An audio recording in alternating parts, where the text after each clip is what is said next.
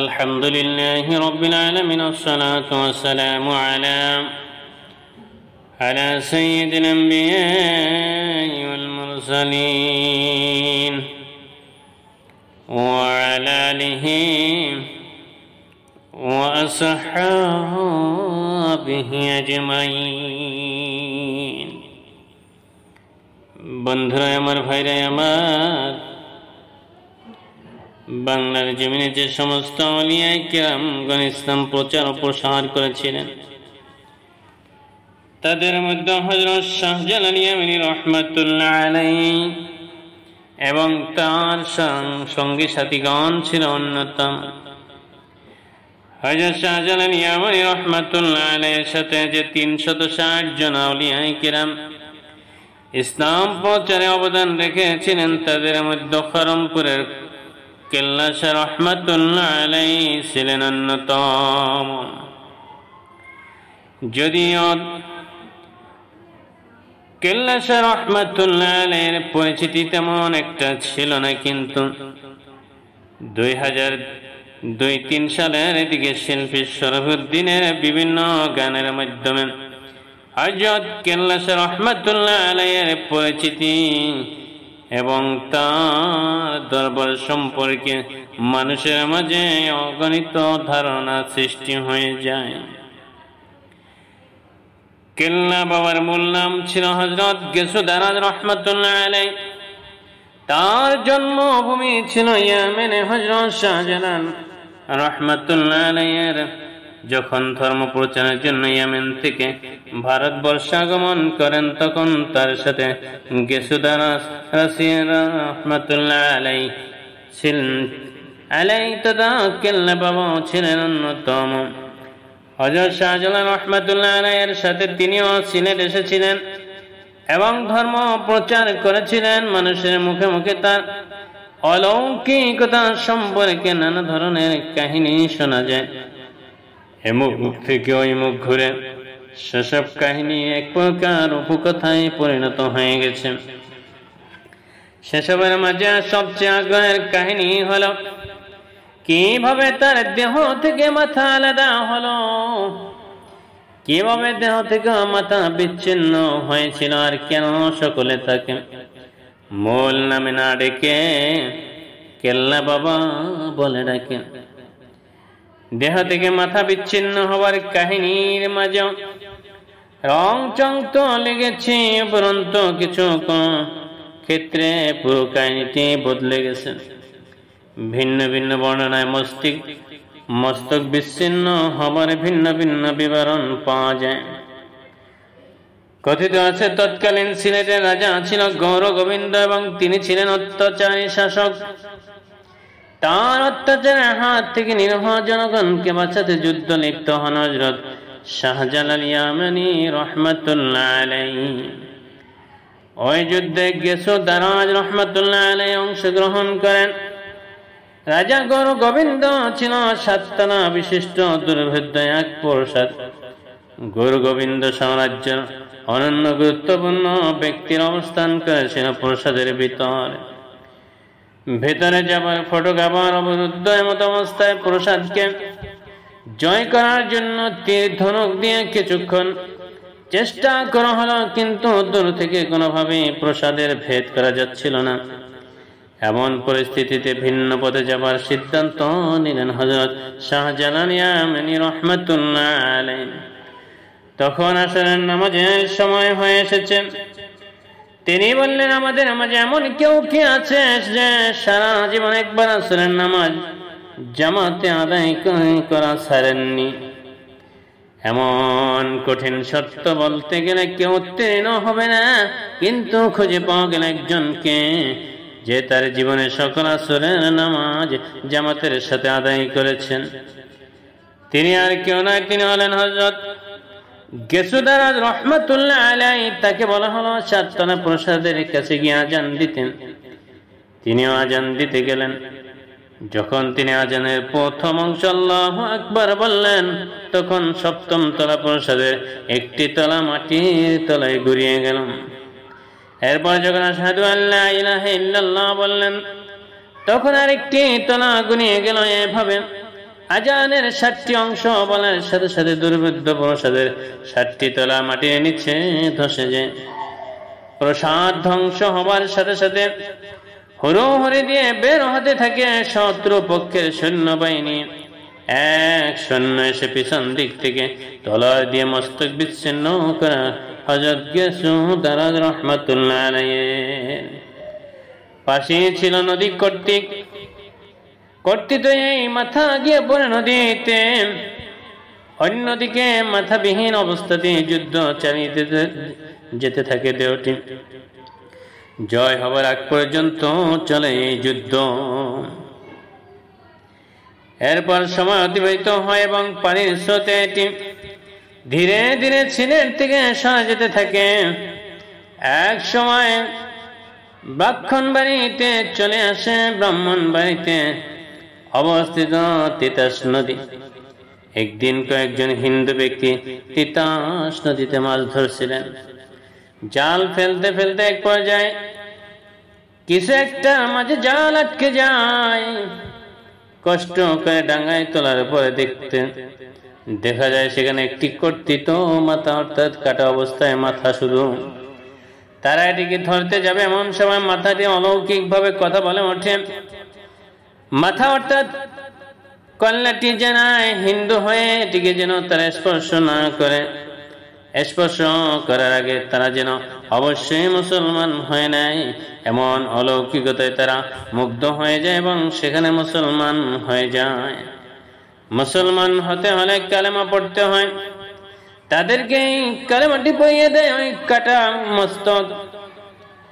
এরপর কেল্লাটিতে তুলে এনে যত্নের সাথে কবরে দেওয়া হয় এবং কবরের কেন্দ্র করে মাজার গড়ে তোলা হয়। কেল্লাটি পেয়েছিলেন চৈতন্য দাস ও তার কিছু সঙ্গী।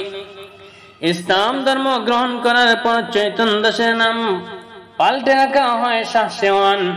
তিনি ছিলেন কেল্লা বাবা মাজারের প্রথম খাদেম। বর্তমানে তার বংশধরেরাই মাজার শরীফের খাদেমের কাজে নিয়োজিত। কেল্লা বিচ্ছিন্ন হবার ঘটনাটি কোন ক্ষেত্রে আবার একটু ভিন্ন রকম। কাহিনীর এক ভার্সনে যুদ্ধ হয় গৌর গোবিন্দের সাথে। এখানে বলা হয় গৌর গোবিন্দের একটি রহস্যময় কূপ ছিল। এর নাম ছিল জৈন কূপ। এই কূপে কোনো মৃত্যু লাশকে ফেলে দিলে তা জীবিত হয়ে যেত। হযরত শাহজালাল আলী আমিনী রাহমাতুল্লাহ আলাইহির সাথে যখন যুদ্ধ বাধে তখন মুসলিম বাহিনীর হাতে প্রচুর সৈন্য মারা যেতে থাকে, কিন্তু সেসব মৃত্যু সৈন্য নিয়ে ফেলে দেওয়া হতো সেই কূপের মাঝে। ফলে তারা আবার জীবিত হয়ে যুদ্ধ শুরু করত। এমন পরিস্থিতিতে মুসলমানদের পক্ষে তাদেরকে হারানো অসাধ্য হয়ে যাচ্ছিল। এক পর্যায়ে হযরত শাহজালাল আলী আমিনী রাহমাতুল্লাহ আলাইহি উপলব্ধি করতে পারলেন যতক্ষণ না ওই কূপটি ধ্বংস করা হচ্ছে ততক্ষণ পর্যন্ত যুদ্ধে জয়লাভ করা সম্ভব নয়। যুদ্ধে তার সাথে ছিল 360 জন আউলিয়া।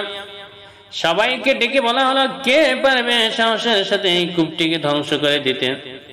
360 জনের কেউ রাজি হলো না, কারণ ইসলামী নিয়ম অনুসারে এটি সামনাসামনি যুদ্ধের চেয়েও কঠিন।